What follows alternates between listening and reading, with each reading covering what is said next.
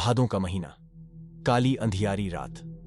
कभी कभी रह रहकर हवा का तेज झोंका आता था और आकाश में रह रहकर बिजली भी कौंध जाती थी। रमेसर काका अपने घर से दूर घोठे पर मड़ई में लेटे हुए थे। रमेसर काका का घोठा गांव से थोड़ी दूर एक गढ़ी तालाब के किनारे था। गढ़ी बहुत बड़ी नहीं थी, पर बरसात में लबालब भर जाती थी और इसमें इतने घास फूस उग आते थे कि डरावनी लगने लगती थी। इसी गढ़ी के किनारे आम के लगभग 5-7 मोटे मोटे पेड़ थे, दिन में जिनके नीचे चरवाहे गोटी या चिक्का कबड्डी खेला करते थे और मजदूर या गांव का कोई व्यक्ति जो खेत घूमने या खाद आदि डालने गया होता था आराम फरमाता था। धीरे धीरे रात ढल रही थी, पर हवा का तेज झोंका अब आंधी का रूप ले चला था। आम के पेड़ों के डालियों की टकराहट की डरावनी आवाज उस भयंकर रात में रमेसर काका की मड़ई में बंधी भैंस को भी डरा रही थी, और भैंस डरी सहमी हुई रमेसर काका की भसखटियां से चिपक कर खड़ी हो गई थी। रमेसर काका अचानक सोए सोए ही हट हट की रट लगाने लगे थे, पर भैंस अपनी जगह से बिना टस मस हुए सिहरी हुई हटने का नाम नहीं ले रही थी। रमेसर काका उठकर बैठ गए और बैठे बैठे ही भैंस के पेट पर हाथ फेरने लगे। भैंस भी अपनापन पाकर रमेसर काका से और सटकर खड़ी हो गई। रमेसर काका को लगा कि शायद भैंस को मच्छर लग रहे हैं, इसलिए बैठ नहीं रही है और बार बार पूंछ से शरीर को झाड़ रही है। वे खड़े हो गए और मड़ई के दरवाजे पर रखे धुआं पर थोड़ा घास फूस रखकर मुंह से फूंकने लगे। रमेसर काका फूंक मार मार कर आग तेज करने लगे और धुआं भी बढ़ने लगा। बार बार फूंक मारने से अचानक एक बार घास फूस जलने लगी और मड़ई में थोड़ा प्रकाश फैल गया। उस प्रकाश में अचानक रमेसर काका की नजर उनकी बंसखटिया पर पड़ी। अरे, उनको तो बंसखटिया पर एक औरत दिखाई दी। उसे देखते ही उनके पूरे शरीर में बिजली कौंध गई और इसके साथ ही आकाश में भी बिजली खड़की और एक तेज प्रकाश हुआ। रमेसर काका डरने वालों में से तो नहीं थे, पर पता नहीं क्यों उनको आज थोड़ा डर का आभास हुआ। पर उन्होंने हिम्मत करके आग को और तेज किया और उस पर सूखा पुआल रखकर पूरा प्रकाश कर दिया। अब उस पुआल के अंजोर में वह महिला साफ नजर आ रही थी। अब रमेसर काका उस अंजोर में उस औरत को अच्छी तरह से देख सकते थे। रमेसर काका ने धुआं के पास बैठे बैठे ही जोर की हाँक लगाकर पूछा, कौन है वहां? पर उधर से कुछ भी प्रतिक्रिया न पाकर वे सन्न रह गए। उनकी समझ में कुछ भी नहीं आ रहा था कि अब क्या करना है। वे मन ही मन कुछ बुदबुदाए और उठकर खड़े हो गए। उनके पैर न आगे अपनी खाट की ओर ही बढ़ रहे थे और ना ही मड़ई के बाहर ही। अचानक खाट पर बैठी महिला अट्टहास करने लगी। उसकी तेज, भयंकर, डरावनी हंसी ने उस अंधेरी काली रात को और भी भयावह बना दिया। रमेसर काका पर अब सजग हो चुके थे। उन्होंने अब सोच लिया था कि डरना नहीं है, क्योंकि अगर डरा तो मरा। रमेसर काका अब तनकर खड़े हो गए थे। उन्होंने मड़ई के कोने में रखी लाठी को अपने हाथ में ले लिया था। वे फिर से बोल पड़े, कौन हो तुम? तुमको क्या लगता है मैं तुमसे डर रहा हूं? कदापि नहीं। और इतना कहते ही रमेसर काका भी हा करने लगे। पर सच्चाई यह थी कि रमेसर काका अंदर से पूरी तरह डरे हुए थे। रमेसर काका का वह रूप देखकर वह महिला और उग्र हो गई और अपनी जगह पर खड़ी होकर तड़पी, डरता नहीं है न, बताती हूं मैं तुझे। रमेसर काका को पता नहीं क्यों अब कुछ और बल मिला और डर और भी कम हुआ। वे बोल पड़े, बता क्या करेगी तो मेरा? जल्दी यहां से निकल, नहीं तो इस लाठी से मार मार कर तेरा सिर फोड़ दूंगा। इतना कहते ही रमेसर काका ने अपनी लाठी तान ली। महिला चिल्लाई, ता मुझे मेरे ही घर से निकालेगा? अरे, मेरा बचपन बीता है इस मड़ई में, ये मेरा घर है मेरा। मैं बरसों से यहीं रहते आ रही हूं, पर पहले तो किसी ने कभी नहीं भगाया। यहां तक कि भैया, कुछ ग्रामीण क्षेत्रों में पिताजी को भैया भी कहते हैं, ने भी। अब पता नहीं क्यों रमेसर काका का गुस्सा और डर दोनों शांत हो रहे थे। उनको अब लग रहा था कि उनके सामने जो महिला खड़ी है उसको वे जानते हैं, उसकी आवाज पहचानते हैं। रमेसर काका अब लाठी पर अपने शरीर को टिका दिए थे और दिमाग पर जोर डालकर यह सोचने की कोशिश करने लगे कि यह कौन है, और अगर पहचान की है तो यह चुड़ैल के रूप में भयंकर विकराल चेहरे वाली क्यों है। ओह, तो यह बलेसरा बहन है क्या? अचानक उनके दिमाग में कौंधा। नहीं, बलेसरा बहन नहीं हो सकती। उसे तो मरे हुए 2500 साल हो गए। अब रमेसर काका अपने अतीत में जा चुके थे। उनको सब कुछ याद आ रहा था। उस समय उनकी बलेसरा बहन 12-14 साल की थी और उम्र में उनसे 3-4 साल बड़ी थी। चारा काटने से लेकर गोबर गोहधार करने में दोनों भाई बहन साथ साथ लगे रहते थे। एक दिन दोपहर का समय था और इसी घड़ी पर इन्हीं आमों के पेड़ों पर गांव के कुछ बच्चे ओल्हापाती खेल रहे थे। बलेसरा बहिन बंदरों की भांति इस डाली से उस डाली उछल कूद कर रही थी। नीचे चोर बना लड़का पेड़ों पर चढ़े लड़के लड़कियों को छूने की कोशिश कर रहा था।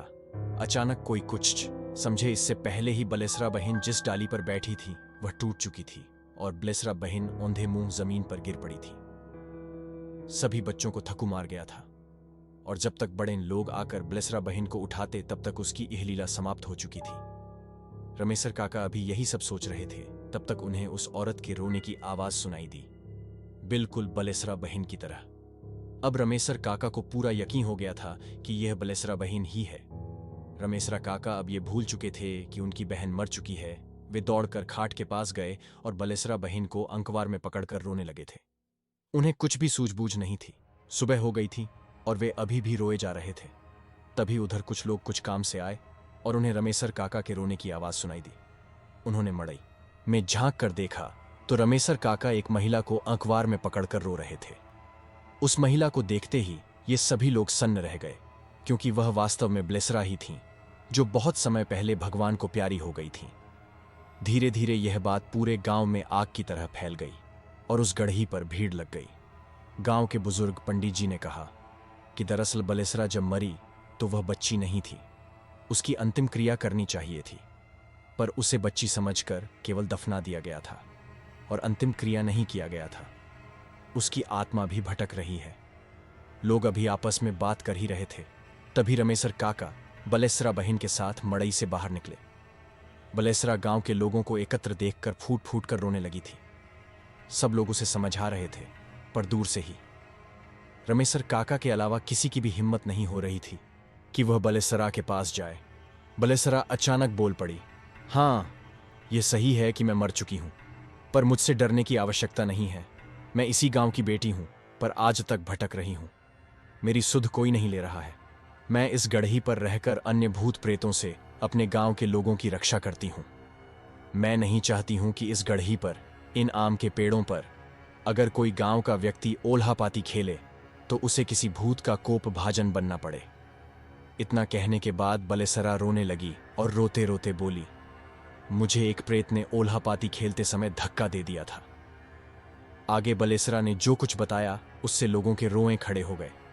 बलेसरा ने क्या क्या बताया, इसे जानने के लिए इस कहानी की अगली कड़ी का आपको इंतजार करना पड़ेगा। आखिर वो प्रेत कौन था जिसने बलेसरा को धक्का दिया था? अरे नहीं, आप लोगों को अब इंतजार नहीं कराऊंगा। ये कहानी की दूसरी ओर अंतिम कड़ी का आनंद उठाइए। आइए आपको बलेसस के अतीत में ले चलता हूं। पूर्व कहानी, इस कहानी के पूर्वार्ध से यह तो स्पष्ट हो चुका है कि बलेसरा का घौठा उसके पिताजी का गांव से बाहर एक गढ़ी, तालाब के किनारे था। बलेसरा बचपन में अपना अधिक समय इसी घोठे पर गुजारती थी। बलेसरा अभी 10-12 साल की थी, तभी से अपने घर का सारा काम संभाल ली थी। अपने माँ के कामों में हाथ बटाने के साथ ही साथ खेतीबाड़ी का काम और गोबर, गोहठार। जाड़े के दिनों में जब सूर्यदेव घने कोहरे को चीरकर खपखपाते हुए अपना दर्शन देते थे तो बलेसरा तरी निकालकर मड़ई के बाहर बिछा देती थी और उसी पर बैठकर घमावन, धूप लेना, घमावन घाम से बना है जिसका मतलब धूप होता है, लेती थी और उसकी माँ उसके बालों में कंघी आदि करती थी। अगर इसे गमवई भाषा में कहें तो बलेसरा अपने माँ से डील, जू हेरवाती थी। इस तरी पर बैठकर वह अपने माँ से स्वेटर बुनना, डलिया, कुरुई, द्वारा आदि बिनना बुनना भी सीखती थी। लोगों की सुने तो बलेसरा बहुत ही गुण होने के साथ ही साथ बहुत खूबसूरत भी थी। कहा जाता है कि एक भेड़ियार जो लगभग 20-22 साल का गबड़ जवान था, वह अक्सर अपनी भेड़ों को लेकर इसी गढ़ई की ओर से निकलता था। वह किस गांव का था इसका पता किसी को भी नहीं था, पर जब भी वह अपनी भेड़ों को लेकर इस गढ़ई की ओर आता था तो 1-2 घंटे इसी गढ़ई पर आराम करता था। बार बार इस घड़ई पर आने के कारण बलेसरा के भैया, पिताजी से उसका थोड़ा परिचय भी हो गया था और वह बलेसरा के भैया को काका कहकर पुकारता था। बलेसरा के भैया उसे 2-3 कंबल भी खरीदे थे। सुनने में आता है कि वह बलेसरा के भैया से इन कंबलों का पैसा नहीं लिया था और कहा था कि काका इधर बराबर आता ही हूं और आपके घर पर पानी ओनी पीता हूं, कभी कभी आपके वहां से सत्तू भुजा आदि भी खाने को मिल जाता है, इसलिए आपसे इन कंबलों का पैसा नहीं लूंगा, पर हां, अगर आप अब आगे कोई कंबल खरीदेंगे तो जरूर पैसा लूंगा। आपको लग रहा होगा कि इस भूतही कहानी से इस भेड़िहार का क्या संबंध, और साथ ही यह कहानी तो किसी और दिशा में बढ़ रही है, पर ऐसी बात नहीं है। दरअसल हुआ यह कि एक दिन उस भेड़िहार ने बलेसरा के भैया से कहा कि काका, हम आपकी लड़की से ब्याह करना चाहते हैं। ये बात सुनते ही बलेसरा के भैया दौड़कर मड़ई में से लाठी निकाल लाए और गुस्से में उस भेड़िहार को 2-3 लूट जमा दिए और उसे वहां से भागने के लिए कहे, और साथ ही यह भी कहे कि फिर कभी इस गढ़ई पर अपनी सूरत मत दिखाना। इस बात को बीते कई महीने हो गए थे, पर एक दिन अचानक वह भेड़िहार फिर से उस गढ़ई पर प्रकट हुआ। इस बार उसने अपनी भेड़ों को बलेसरा की मढ़ई से दूर ही रखा और गढ़ई के दूसरे किनारे पर एक छोटी मढ़ई डालकर रहने लगा। बलेसरा के भैया को इससे कोई फर्क नहीं पड़ा। वह भेड़िहार प्रतिदिन सुबह में अपनी भेड़ों को लेकर निकल जाता, पर शाम को उसी गढ़ई पर वापस आकर रात बिताता। एक दिन मौका देखकर उसने फिर से बलेसरा के भैया को कहा कि वह बलेसरा का विवाह उससे कर दें, पर बलेसरा के भैया इस बार भी तैयार नहीं हुए और फिर से उसको मारने पर उतारू हो गए। पर वह भेड़िहार डरा नहीं और सिर्फ इतना ही कहकर चला गया कि जैसी आपकी मर्जी। कहा जाता है कि उसी दिन रात को वह भेड़िहार फिर से अपनी भेड़ों के साथ उस गढ़ी पर आया और शराब के नशे में पता नहीं क्या क्या बोला। उसने यहां तक कहा कि आज की रात उसके जीवन की आखिरी रात है। पर बलेसरा के भैया ने उसकी बातों को अनसुनी कर दी और सोचे कि सुबह गांव के कुछ बड़े बुजुर्गों के सामने इसे मारकर यहां से भगा दूंगा। सुबह हुई, उस भेड़िहार की भेड़ें उठकर चरने के लिए इधर उधर जाने लगीं, पर भेड़िहार का कुछ भी अता पता नहीं था। सूर्यदेव के सिर पर आ जाने के बाद भी वह भेड़िहार अपनी मढ़ई से बाहर नहीं निकला। इधर बलेसरा के भैया गांव में जाकर 8-10 लोगों को पंचायत करने के लिए इकट्ठा करके उस गढ़ी पर ले आए। जब एक आदमी ने उस भेड़िहार के मढ़ई में जाकर उसको हाँक लगाई तो उसने कोई उत्तर नहीं दिया। अब वह आदमी उस सोए भेड़िहार के पास जाकर उसको जगाने की कोशिश की, पर यह क्या, उस भेड़िहार के प्राण पखेरु तो उड़ गए थे। यह बात गांव जवाहर में आग की तरह फैल गई कि उस भेड़िहार ने जहर खाकर आत्महत्या कर ली है। पुलिस आई और उसकी लाश को पोस्टमार्टम के लिए ले गई। खैर, यह बात आई गई हो गई। इस घटना के लगभग 1 साल बाद एक दिन जब बलेसरा गांव के ही कुछ बकरी, गाय आदि के चरवाहों के साथ ओल्हापाती खेल रही थी, तो वही डाल टूट गई जिस पर वह बैठी थी और उसकी भी इहलीला समाप्त हो गई। गांव के लोगों को यह मात्र एक दुर्घटना लगी थी और उनको लगा था कि पेड़ पर से गिरकर बलेसरा की मौत हो गई। उसको उसी गढ़ी पर एक कोने में दफना दिया गया, क्योंकि उसके घर वालों को लगा था कि बलेसरा अभी 11-12 साल की बच्ची ही तो है। पर आज जब बलेसरा ने बताया कि उसे ओल्हापाती खेलते समय किसी ने धक्का दिया था और वह धक्का देने वाला व्यक्ति कोई और नहीं, वही भेड़िहार था। बलेसरा ने सुबकते हुए आगे कहा कि जब से वह भेड़िहार मरा, उसके लगभग 1 महीने बाद से ही उसे लगने लगा था कि कोई साया उसका पीछा कर रही है, पर उसने यह बात किसी से नहीं बताई। वहीं कहीं भी जाती थी तो उसे आभास होता था कि कहीं कोई तो ऐसा है जिसे मैं देख नहीं पा रही हूं। बलेसरा ने बताया कि एक दिन वह मढ़ई में अकेले थी। उस दिन उसके माता पिता ऊख छिलने, गन्ना छिलने, गन्ने के खेत में गए थे और बलेसरा मढ़ई में खाना बना रही थी।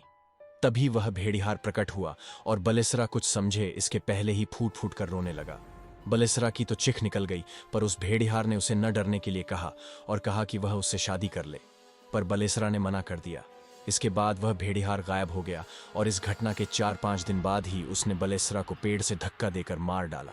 बलेसरा आगे रो रो कर कहने लगी कि उस भेड़िहार ने मुझ पर कब्जा कर लिया है, मैं उसकी गुलाम हूं, वह जो बोलता है वह मुझे करना पड़ता है और कभी कभी वह कोई गलती करने पर हमें मारता भी है।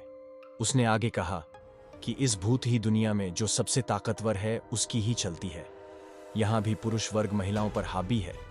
उसने कहा कि कभी कभी उस भेड़िहार के कई सारे दोस्त मिलकर मुझे मारते हैं और हमेशा सताते रहते हैं। उसने कहा कि इन भूत प्रेतों का भी एक क्षेत्र होता है जिसमें हम लोग विचरण करते हैं।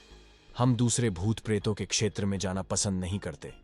उसने यहां तक कहा कि हमारा भी शोषण किया जाता है, हमें एक नौकरानी की तरह रहना पड़ता है। जब जिस बड़े भूत की मर्जी हुई उसके हुक्म की तालीम करनी पड़ती है। उसने कहा कि हम भूत भी कई प्रकार के होते हैं, कुछ अच्छे भूत भी हैं, वे किसी का नुकसान नहीं करते, बस अपने ही धुन में रहते हैं। उसने कहा कि हम भूत प्रेत में भी हर जातियों के भूत हैं, कोई मुसलमान तो कोई हिंदू तो कोई और हम लोग विशेषकर अपनी जाति के पूजा पाठ करने वाले लोगों से दूर रहना ही पसंद करते हैं। हमें धार्मिक स्वच्छ स्थानों पर जाने में डर लगता है, ऐसा लगता है कि कोई ऐसी शक्ति है जो हमें जलाकर राख कर देगी। इसके बाद बलेसरा और फूट फूट कर रोने लगी। उसने वहां खड़े लोगों से गुहार लगाई कि मैं इस गढ़ई पर रहते हुए भूत प्रेतों से इस गांव की रक्षा करने की भी कोशिश करती हूँ। आखिर कब तक मैं ऐसे ही भटकती रहूंगी और उस भेड़िहार का अत्याचार सहती रहूंगी। उसकी बात सुनकर गांव के पंडित जी आगे आए और बोले कि बेटी, आज ही तेरा उद्धार करने के लिए हम लोग कुछ करेंगे और उसे इस भूत ही दुनिया से छुटकारा दिलाकर तुझे इस प्रेतात्मा से मुक्ति दिला देंगे। इसके बाद बलेसरा अचानक गायब हो गई और पंडित जी ने उसी दिन बाजार से धार्मिक अनुष्ठान के लिए कुछ सामान मंगाए और दूसरे दिन सुबह कुछ पूजा पाठ किए। कहा जाता है कि अब बलेसरा को मुक्ति मिल गई है। तो दोस्तों, आज की वीडियो में बस इतना ही। वीडियो पसंद आया तो मेरे चैनल को सब्सक्राइब करें। धन्यवाद।